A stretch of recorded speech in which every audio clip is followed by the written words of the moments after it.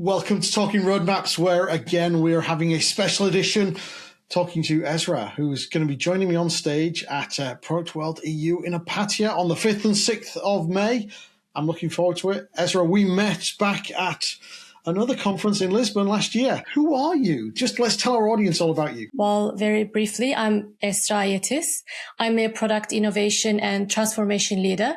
My world is high stakes B2B complexity. I work at the intersection of business strategy, technology, and human experience, and helping enterprises in private sectors such as fintech, logistics, cybersecurity, and turn tangled, heavily regulated environments into intuitive products and scalable operating models.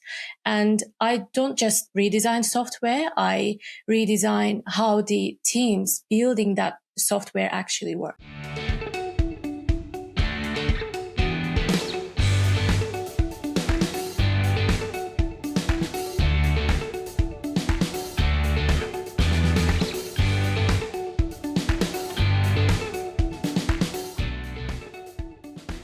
In your talk, what problem are you going to address? I am addressing the massive disconnect between the advanced technology we use today to build products and the antique ways we manage the teams building them. And right now, companies are pouring money into AI, cloud infrastructure, dynamic tools, yet they are managing their brilliant talent with top-down and sometimes century-old organizational blueprints. And this mismatch is causing complex transformations to fail and driving employee burnout to a breaking point. And my talk addresses why this collision happens and how to fix the underlying operational systems of your teams. Okay, love it. For me, I'm a very human-centric kind of product person, so that humans and people are always at the heart of it. So what myth or common belief are you going to challenge in your talk? So there are two big myths I challenge.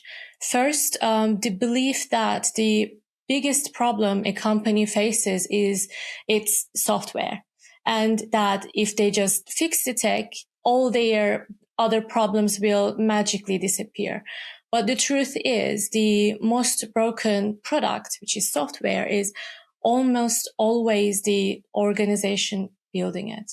And we obsess over the customer's user experience, but we completely ignore the employee experience, and leaving our best talent to navigate these fragmented silos and manual workaround just to ship a single feature, basically. And the second, I challenge the myth is that the rigid process equals better control. So as organizations scale, leaders assume the only way to keep everyone aligned is to build a massive wall of bureaucracy and endless approval matrices and rigid workflows and steering committees. They confuse being slow with being in control. So I will challenge that and that illusion and explain the critical difference between bad structure, which is the bureaucracy that creates those bottlenecks, and the good structure, which is the operating principles that actually creates freedom. And I will show you how to replace slow and permission-based processes with clear, empowering guardrails that allow your teams to move at this speed without ever losing alignment. Love it. And you've already gone on to answer my next question, which is going to be, what do people think is the solution? In fact, you started answering what the solution is.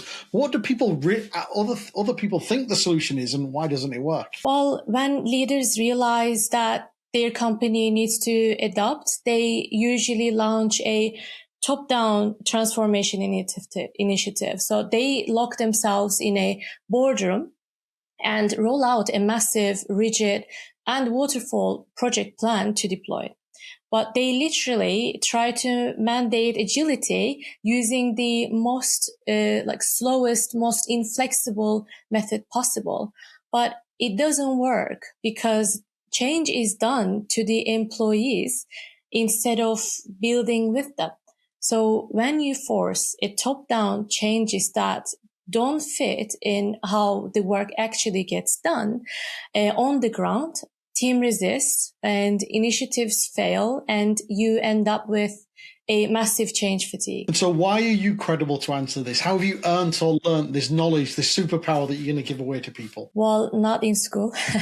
I learned these hard-won lessons in years of working in large-scale transformations at one of the biggest multinational corporations, and as well as high growth scale ups across the UK, Europe, and Turkey.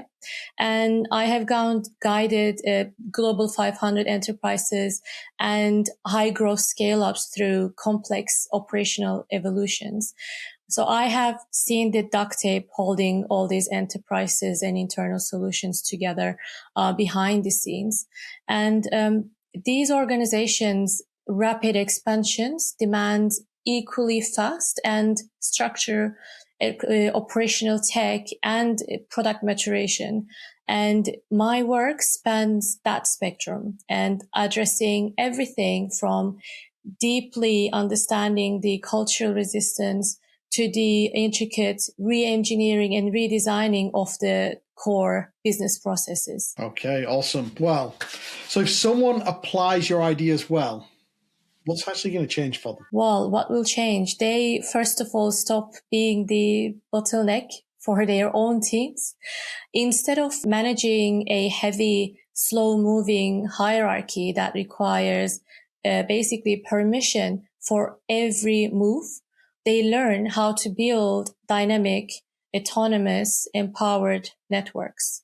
So leaders will walk away knowing how to replace exhausting bureaucracy with a system that creates both extreme alignment and incredible speed. And ultimately, you stop burning out your best talent and build an organizational engine that is actually capable of exploring the true transformation and also 0 to 1 innovation. Love it. I mean, I'm currently in a role in an organization where I know my leadership and myself, we were all told we were bringing two products together. What we've actually discovered is we're bringing two cultures together while we're doing that. And all the change that we're having to manage is huge. And so I'm sure I'm going to take a ton from this and take it back to my day life as well. So where can people catch and when can people catch your talk? I will be delivering the opening keynote to kick off the day one at Product World in Opatija, Croatia. Well, catch my session bright and early at 10 a.m. Awesome. I'm looking forward to introducing you on that stage and then hearing everything for myself. Thank you very much. Likewise.